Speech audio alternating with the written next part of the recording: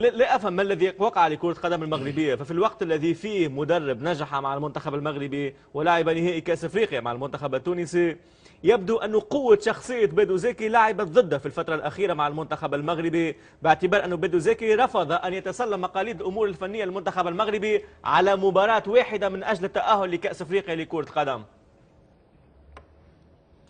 بس هيك عاوز احيي ضيفك الكريم المغربي لانه اتكلم كلام خطير وكلام قوي جدا وكلام فعلا نابع من القلب.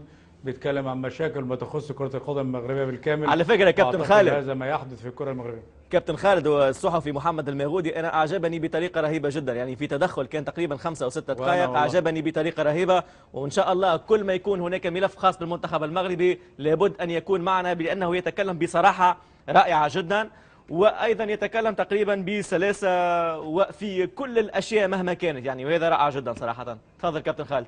لا أنا عشان كده بحييه من خلالك وبحييه على جراءته وعلى قوته وعلى كمان مدى صدقه في كلامه على كرة القدم المغربية، وهذا ما نابع منه بالظبط.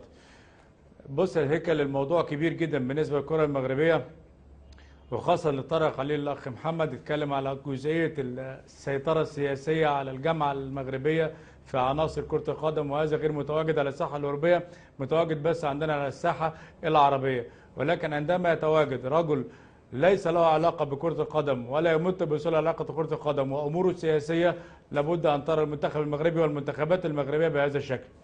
أنا في يمكن في 20 سنة لم أرى المنتخب المغربي بهذا الشكل، دون شخصية، دون هوية.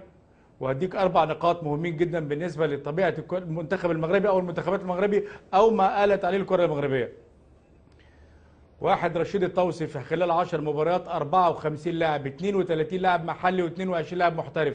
هذا دليل قاطع على عدم الاقتناع أو عدم التأكد أو عدم القدرة أو القوة على استقطاب مجموعة من اللاعبين لديهم قوة الكرة المغربية.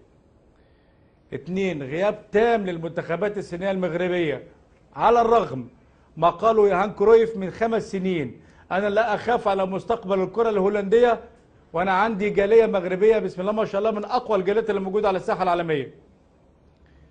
2، غياب تام للأندية المغربية على الساحة الأفريقية.